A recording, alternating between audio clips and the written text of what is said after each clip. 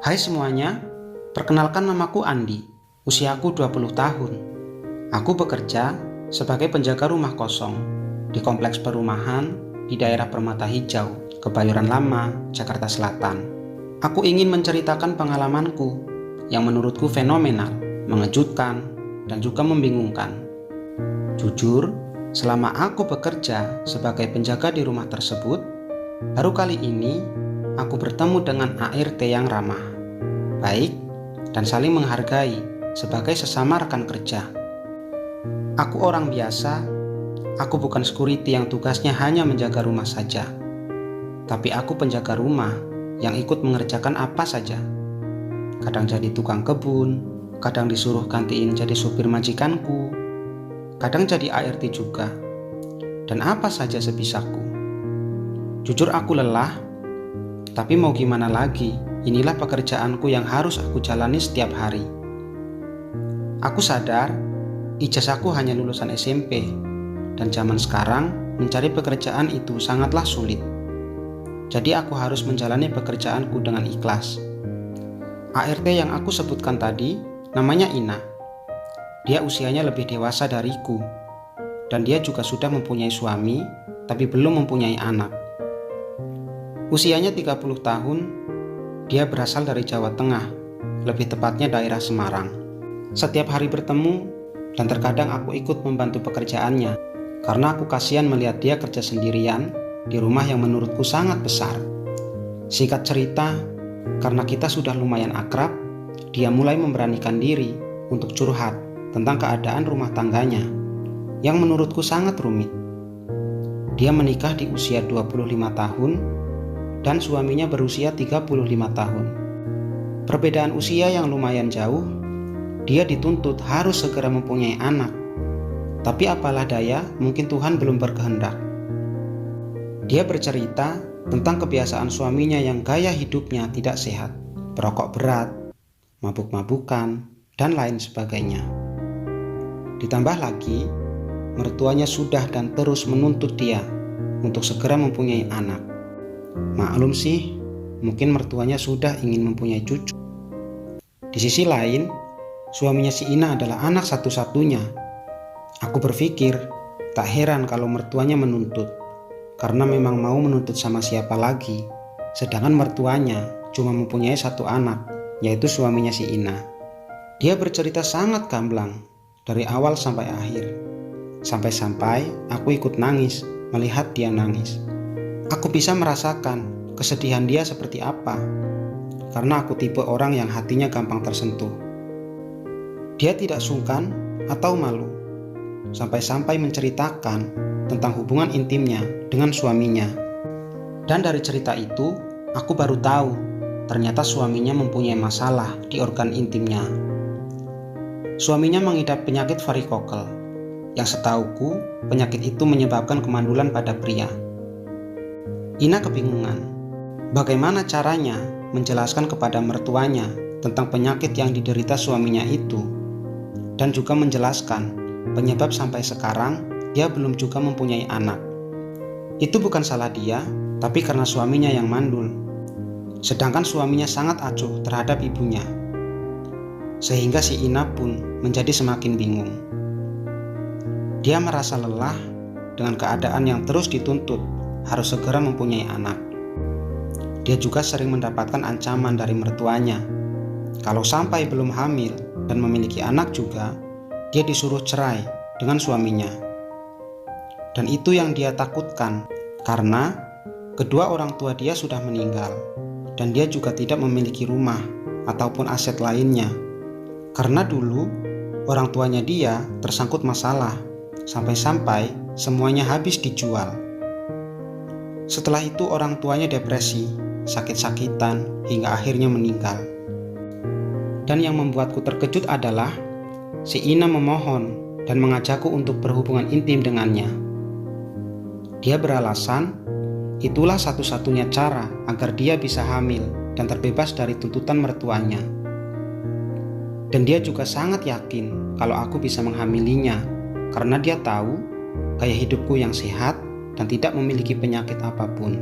Tadinya aku pikir dia cuma bercanda, Tapi ternyata dia sangat serius untuk mengajakku berhubungan intim dan menikmati tubuhnya.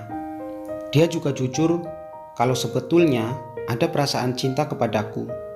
Tapi selama ini dia pendam dan baru sekarang dia berani mengungkapkannya. Dia berharap aku mau menolongnya dan tidak menolak ajakannya. Jujur, aku juga sebetulnya ada perasaan sayang sama dia. Tapi aku menghormati suaminya dan tidak mau mengganggu rumah tangga mereka. Makanya aku mengabaikan perasaanku kepada dia dan hanya menganggap dia itu sebatas teman kerja saja. Dan dari situ aku pun bingung antara mau atau tidak. Karena aku sadar kalau aku menuruti keinginannya itu sangat-sangat salah besar.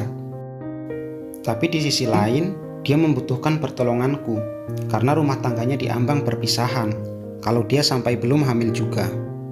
Aku berpikir sejenak dan dengan berat hati aku mencoba menuruti keinginannya.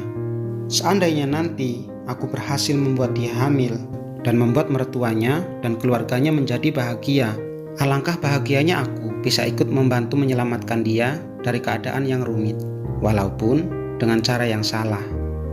Dalam hati kecilku berkata, mertuanya juga tidak tahu kalau suaminya si Ina itu mandul. Jadi aku pikir pasti aman karena tidak akan menaruh curiga.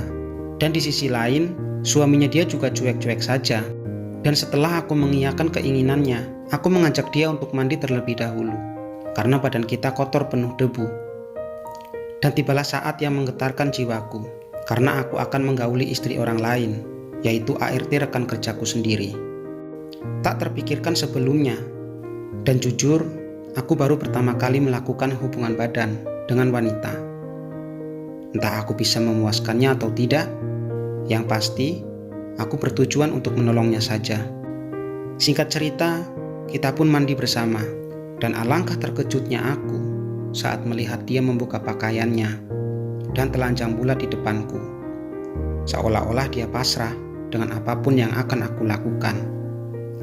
Aku pun terdiam dan terpesona melihat lakukan tubuhnya yang sangat indah dan menggoda. Bodinya yang seksi, kulit putih kencang, payudara yang berisi, dan pantat yang padat. Aku tidak bisa mengungkapkan dengan kata-kata. Intinya, tubuh dan aura kecantikannya yang sangat sempurna. Dia bertanya kepadaku, "Apa kamu mau melakukannya di kamar mandi?" Aku pun menjawab, "Terserah kamu saja." Dan seketika dia pun menelanjangiku, karena pada saat itu aku masih memakai pakaian yang lengkap. Terlihat dia sangat piawai dalam menggoda dan merangsang lelaki. Pada saat itu, aku pun pasrah dibuatnya dan membiarkan dia menikmati tubuhku hingga burungku dilumat habis dengan jilatan lembut dan kecupan manja dari bibir tipis mungilnya. Aku pun tak tinggal diam. Setelah dia puas dengan permainannya, aku membalas dengan mendaki gunung kembarnya dengan tanganku dan kugapai puncak menara yang ada di gunungnya sampai dia mendesah menikmati permainan dari tanganku. Hingga akhirnya dia tak tahan lagi dan menyuruhku berbaring di lantai kamar mandi. Aku ikuti perintahnya saja. Dan setelah aku berbaring di lantai kamar mandi, tak berselang lama dia menindih di atas badanku dan memasukkan burungku yang sudah berdiri tegak ke dalam sangkarnya yang pintunya sudah terbuka. Alangkah nikmatnya burungku masuk ke dalam sangkar yang hangat. Sangkar yang sangat indah dipandang dengan tirai yang tidak begitu lebat, seolah menutupi burungku agar tidak terlihat dari luar. Kuakui, dia adalah wanita yang bisa memuaskan lelaki dengan kelincahan gerakannya, dengan kelembutan kecupan manjanya, dan dengan semua yang ada pada tubuhnya, yang memberikan kenikmatan surga dunia yang saat itu sedang aku rasakan. Setelah 1 jam berlalu, tibalah saatnya kita merasakan puncak kenikmatan yang ditandai dengan semburan air yang membasahi area sangkar, dan burungku pun basah kuyup dibuatnya. Aku lihat nampak keceriaan di wajahnya yang dihiasi dengan senyuman. Lalu dia berkata, "Terima kasih ya, semoga kamu berhasil membuatku hamil dan membuat keadaanku menjadi lebih baik. Aku sayang kamu," imbuhnya. Aku pun mengangguk dan tersenyum. Tak mau berlama-lama terhanyut dalam kenikmatan, kita pun segera menyudahi permainan ini dan segera berkemas, membereskan semuanya. Karena hari sudah menjelang malam dan majikanku pasti segera menjemput dia. Singkat cerita, majikanku datang dan si Ina pun dijemput pulang bersama majikanku.